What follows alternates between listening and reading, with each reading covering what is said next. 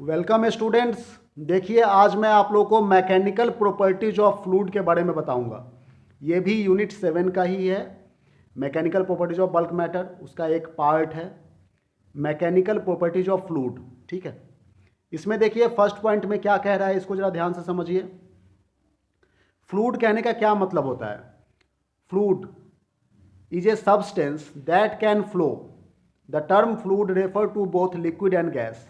ठीक है, फ्लूइड क्या है? एक सब्सटेंस है जो कि इजीली फ्लो होता है। लिक्विड और गैस, इसको हम लोग फ्लूइड कह सकते हैं। ठीक है, तो लिक्विड मतलब वाटर भी फ्लूइड है, एयर भी फ्लूइड है, जो कि इजीली फ्लो हो रहा है, उसी को हम लोग फ्लूइड कह रहे हैं। ठीक है, अब देखिए सेकेंड पॉइंट क्या कह रहे हैं। फ्लूइड टू टाइप्स के होते हैं, एक होता है फ्लूइड स्टैटिक, दूसरा होता है फ्लूइड डायनामिक्स। अब फ्लूइड स्टैटिक कहने का क्या मतलब है, देखिए The branch of physics that deals with the study of fluid at rest is called the fluid static or hydrostatics. Hydro मतलब वाटर, स्टैटिक मतलब रुका हुआ।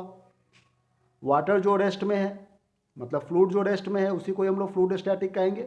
ठीक है ना, तो ये जो फ्लूइड स्टैटिक है, फ्लूइड एट रेस्ट जिसे हम लोग कह रहे हैं, फिजिक्स का वो ब्रांच जिसमें हम लोग फ्लूइड एट रेस्ट के बारे में स्टडी करेंगे, उसको हम लोग कहेंगे स्टैटिक, फ्लूइड स्टैटिक। ठीक है, फ्लूइड डायनामिक किसे कहेंगे? The branch of physics that deals with the study of fluid in motion. Dynamics कहने का मतलब होता है मोशन, और यहाँ पर ये फ्लूइड जो है वो मोशन में है, इसलिए हम लोग इसे कहेंगे फ्लूइड डायनामिक्स या फिर हाइड्रोडायनामिक्स। हाइड्रो मतलब वाटर, डायनामिक्स मतलब मूव जो कर रहा है। ठीक है, तो फ्लूइड डायनामिक्स इसे कहेंगे हम लोग। अब देखिए नेक्स्ट पॉइंट है थ्रस्ट। थ्रस्ट कहने का क्या मतलब होता है? थ्रस्ट जो है वो कुछ इस तरह से है, the total force exerted by liquid on any surface in contact with it is called thrust.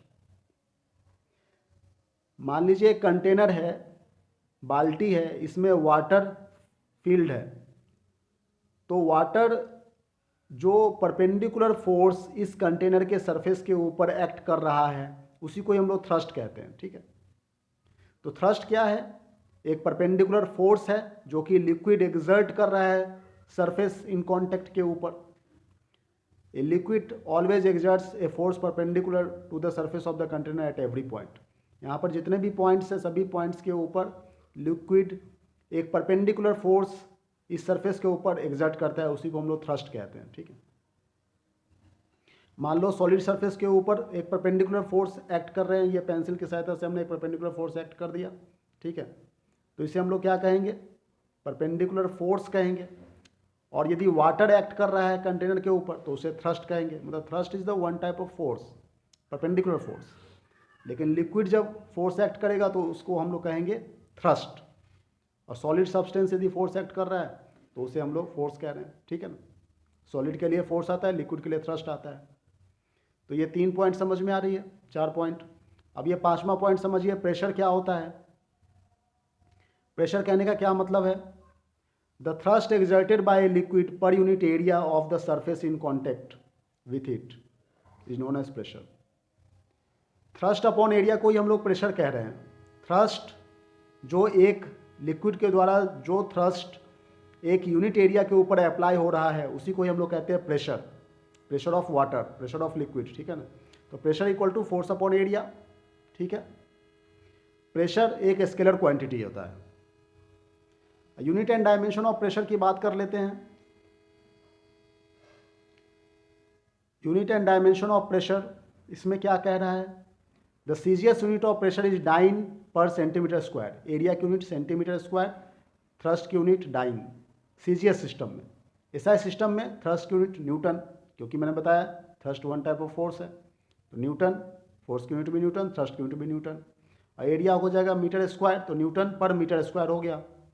इसको हम लोग दूसरे शब्दों में पास्कल भी कहते हैं। पास्कल एक साइंटिस्ट का नाम है, इन्होंने प्रेशर के बारे में बताया था, इसलिए उनके नाम के ऑनर के ऊपर हम लोगों ने एक यूनिट बना लिया, पास्कल। ठीक है, प्रेशर की यूनिट होती है पास्कल, जिसका मतलब होता है न्यूटन पर मीटर स्क्वायर।